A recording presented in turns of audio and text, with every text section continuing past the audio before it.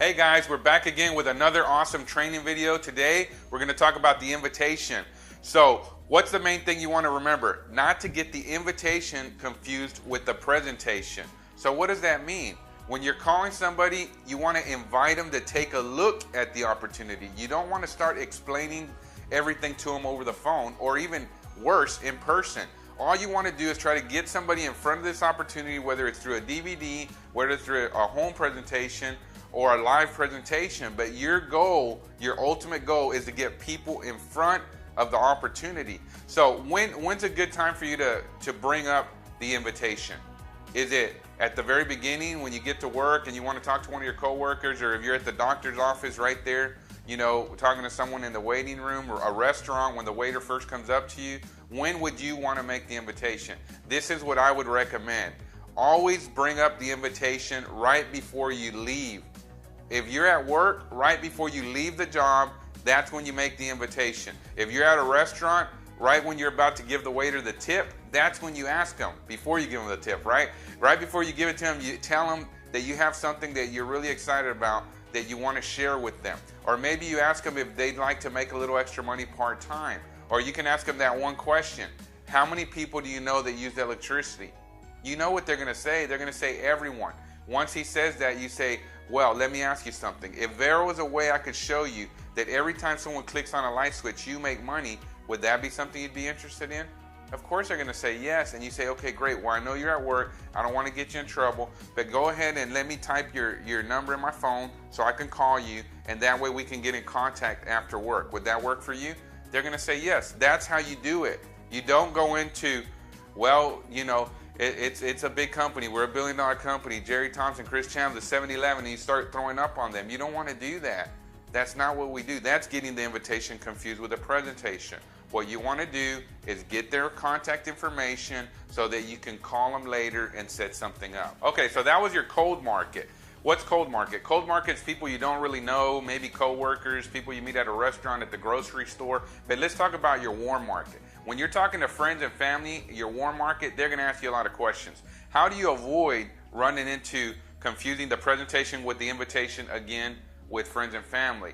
Well, what I would recommend is try to get them on the phone. Try to do this on the phone. Don't do it when you're over there visiting, or whenever you're you know, hanging out with them at the pool. When you talk to people and you have lots of time, that's when they're going to ask you questions. So let me show you kind of a little secret to keep them from asking you questions.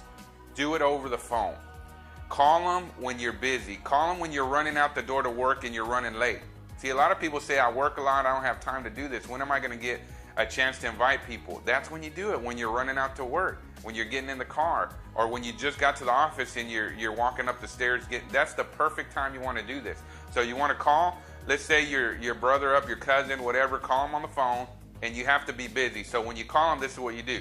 You say, hey Robert, how you doing? Great. Okay, hey, I don't have a lot of time. I'm running out the door to work right now, but I've been trying to get a hold of you because I have something I'm really excited about, and I want to get with you. What are you doing tomorrow around 6:30, 7 o'clock? Nothing? Get them to say that they're not doing nothing first before you tell them what it is. So as soon as he says nothing, say, great, I'm going to swing by and pick you up because I got something I want to take you to look at. And then as soon as they say okay, hang up the phone. And a better thing is to say, give them an option. What's better for you, 6:30 or 7 o'clock? 7 o'clock? Okay, great. I'll see you then. Hang up. The biggest thing people forget to do is hang up the phone. Once he says yes, they start talking, and then that yes turns into a no. Don't do that. See, what we're using urgency. We're using words that are psychologically going to make that person not want to ask you what it is. But if you continue to talk after they say yes, everything you did has already been wasted, and now they're going to be able to ask you more questions. So remember, when you call someone, have urgency in your voice, the way you're talking. Hey, I'm running out the door. I'm running late right now, but I've been trying to get a hold of you.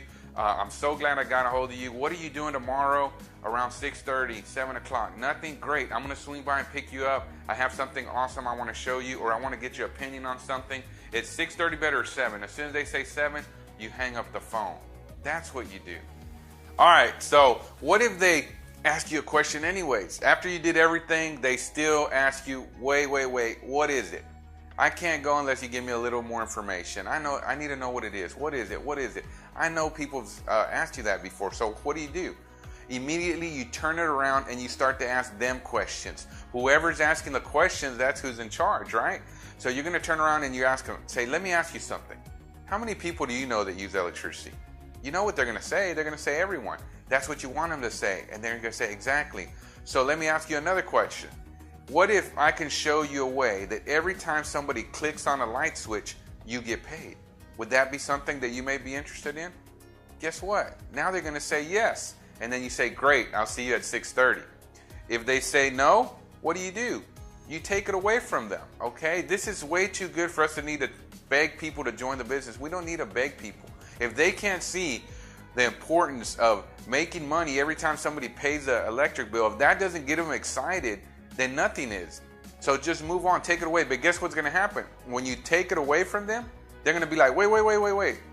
Why? Curiosity. But if you would have started to explain everything, you're not going to get them to do it. They're just going to hang up on you anyway. So what you got to do is take it away from them. They're going to say, okay, wait, I'll go.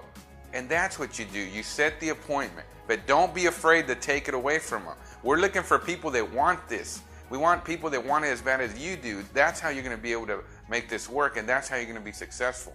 Not by begging people to join your organization.